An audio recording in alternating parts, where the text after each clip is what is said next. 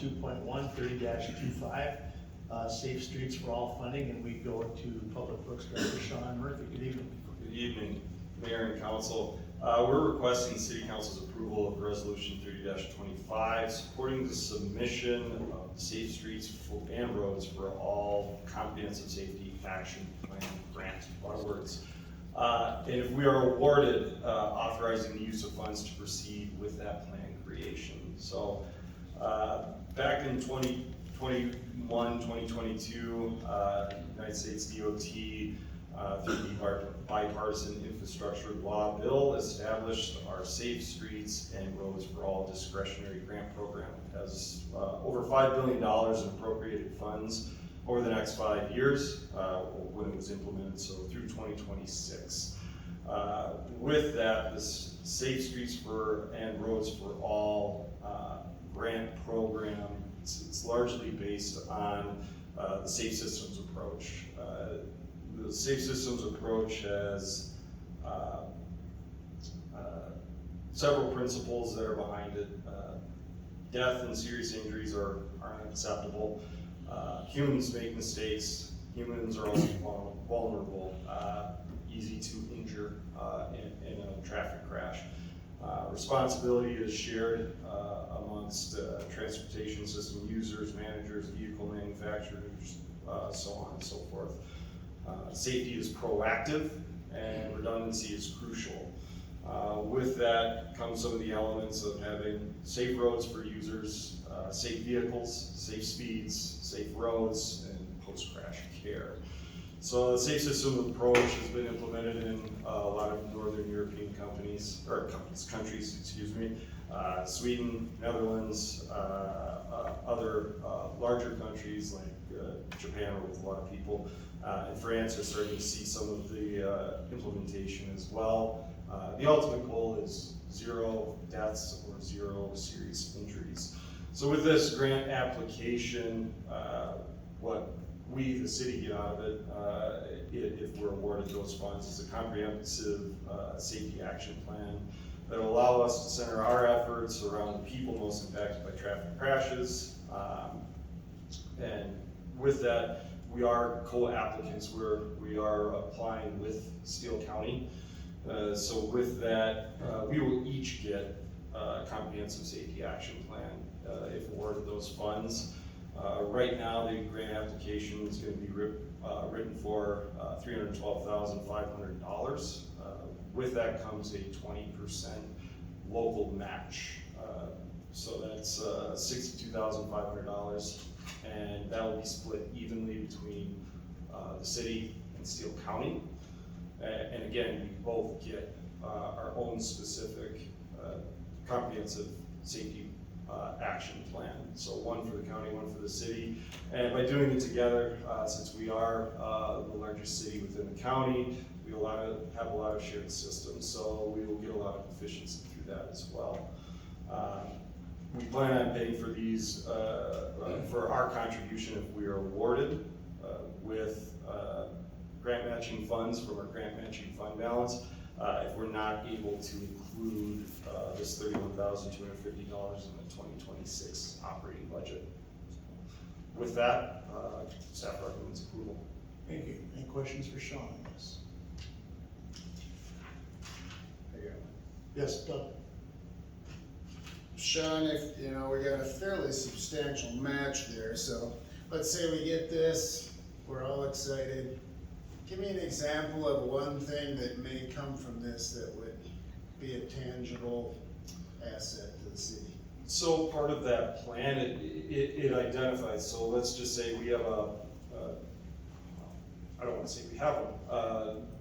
The idea of the plan is that it is proactive, right? So a lot of traditional funding methods like HSIP. So it's a funding mechanism from MnDOT that you get rewarded based on higher crash rates or more serious injuries or deaths. So we received HSIP funding, or the county received HSIP funding for our Elm and Main Street, or KAAL 48 intersection, because we prior fatality. So with this plan, we go through and do studies, we get public engagement going through, basing on the safe systems approach. We identify needs throughout our transportation system.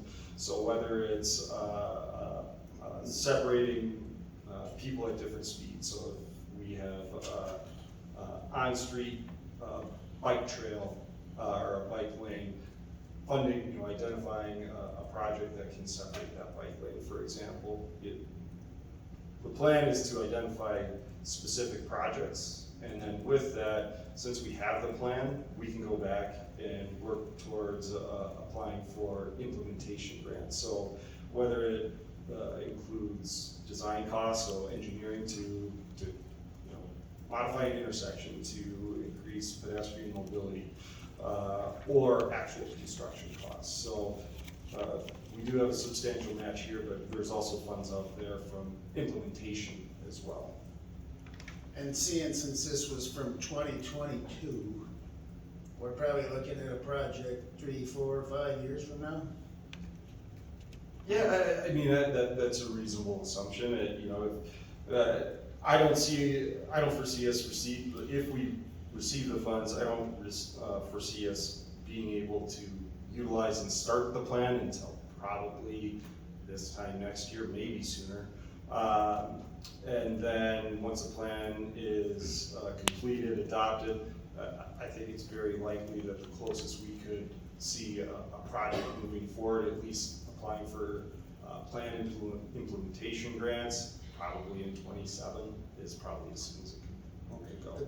This gets the ball rolling. Yeah, it's a very similar methodology to anything. So as we went through our trail master plan, by having a trail master plan, we can start applying for specific grants that award it, or as we start working towards a safe routes to school plan, same idea. Once you have a plan, you have identified needs, you have a much stronger application to apply for implementation funds. Thank you. Any other questions? Hearing none, I look for a motion to approve. So move. Motion by Dan to approve, do I have a second?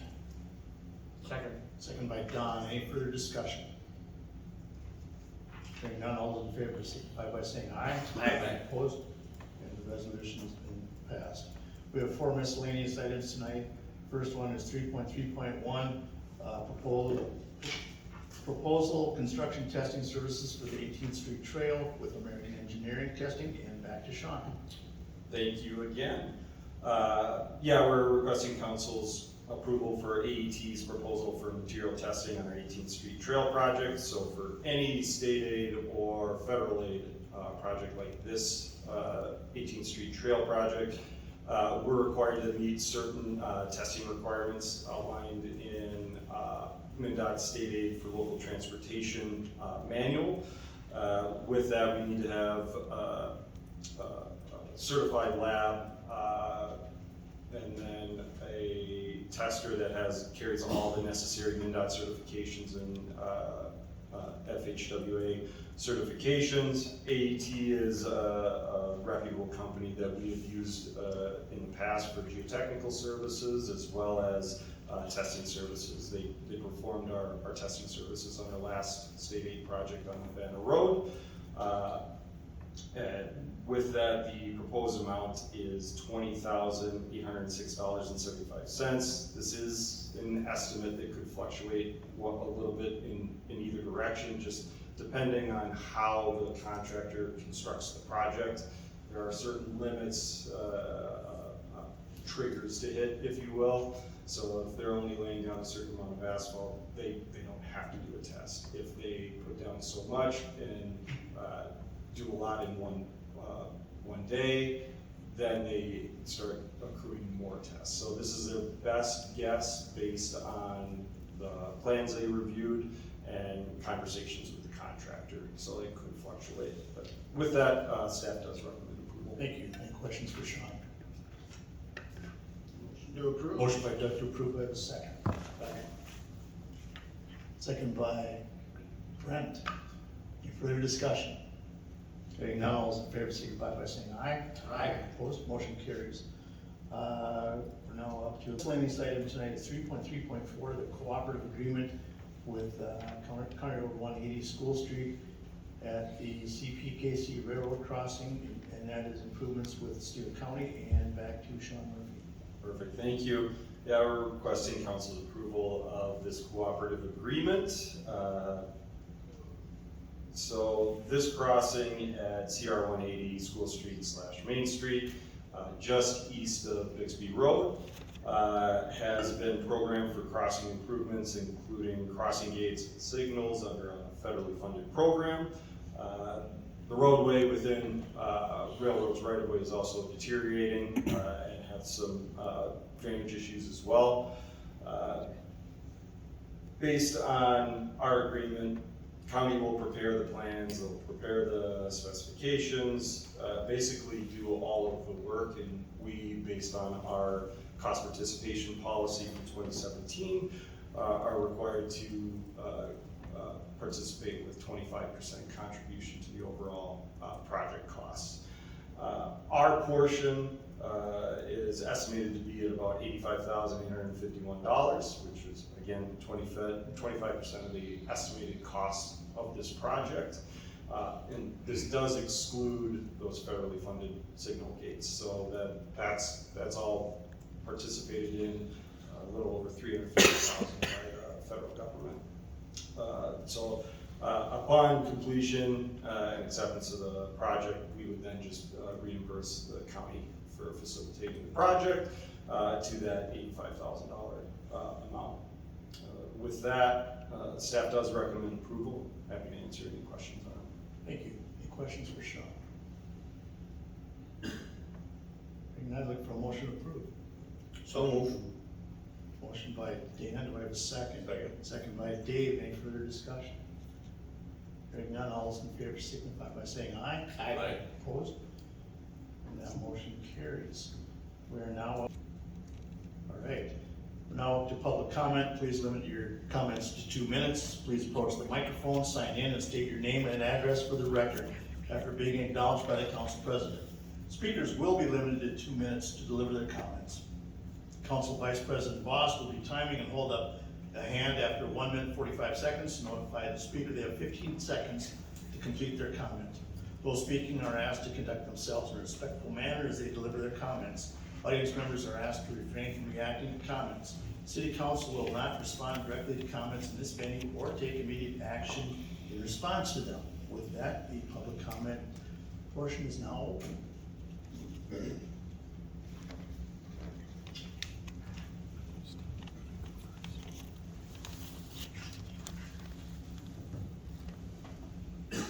Good evening, City Council.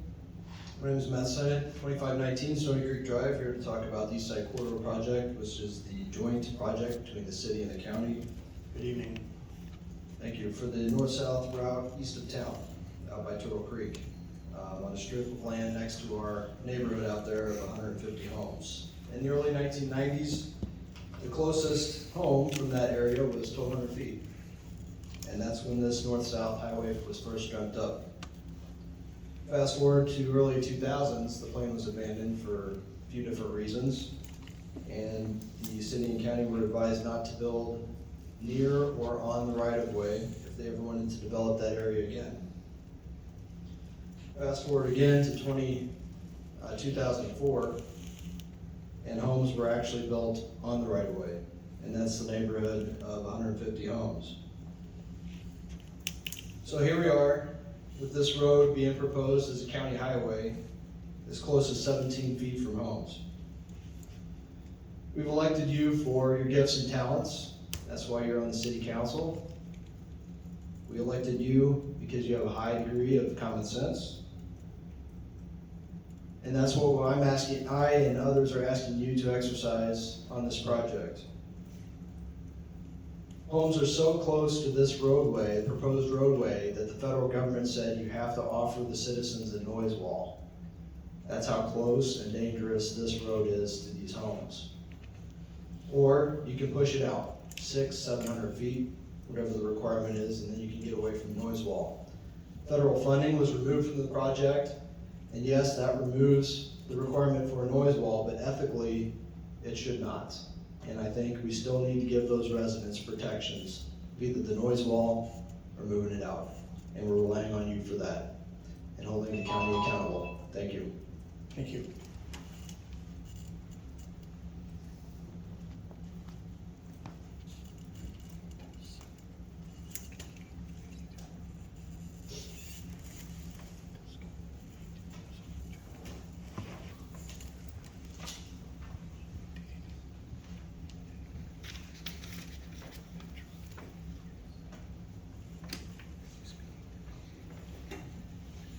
Good evening, Melissa Zimmerman, 2525 Stony Creek Drive. Good evening. I want to echo the concerns raised tonight, because when residents are dismissed or accused of misrepresenting data, it speaks volumes about how the city and the county view the people they serve. Time again, we've been told to trust the experts, but those experts said no noise wall was needed, until it appeared with a $2.3 million price tag. They claimed home impacts were minimal, even though the road runs through an insufficient right-of-way, just 17 feet from homes. The preferred alternative was sold as the best option, but the numbers it's based on, like cost and travel times, weren't modeled using industry standards. We've learned these numbers relied on assumptions and existing roads, and the reports themselves appear to be written to justify predetermined routes, something that directly violates MEPA and NEPA requirements. Meanwhile, it's residents who have done the math and the research, and what we found reveals a consistent pattern: misrepresentation, downplayed impacts, and biased decision-making. And as we heard tonight, people are easily hurt by vehicles. Road safety must be a priority, not just downtown, but for all residents. That means building with distance in mind, not forcing a high-speed corridor to speed from homes when safer, faster, more cost-effective options exist. We'll release more soon, data that proves these aren't isolated mistakes, but part of a broader pattern. I hope the council takes it seriously, because it's not just some angry neighbors or your constituents doing the due diligence we were told had already been done. Thank you. Thank you.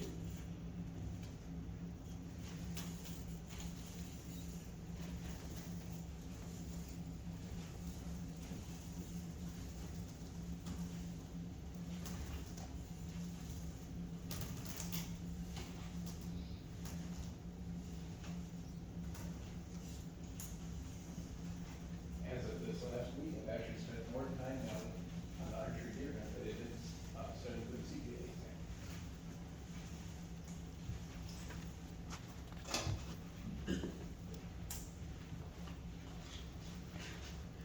Gary Jones, 995 Ridge Road. Good evening. Good evening. My concern tonight is once again hunting after dark after Mineral Springs, but tonight I'm also going to pick on Nate.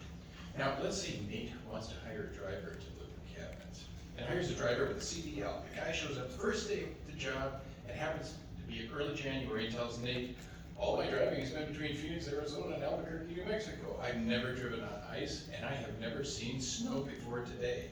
Now what? He has just hired a driver who is qualified to drive, but not under the conditions needed for the job.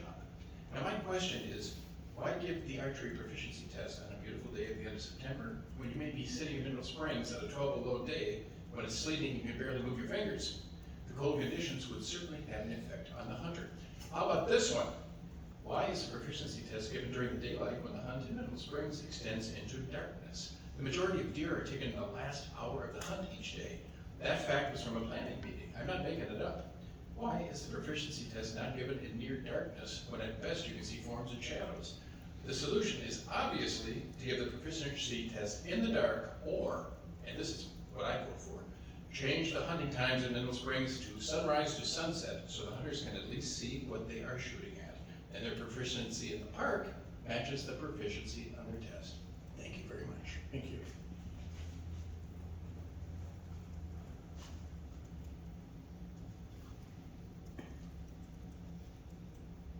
Anyone else wish to speak this evening? Seeing no one coming forward, our last thing is council notes.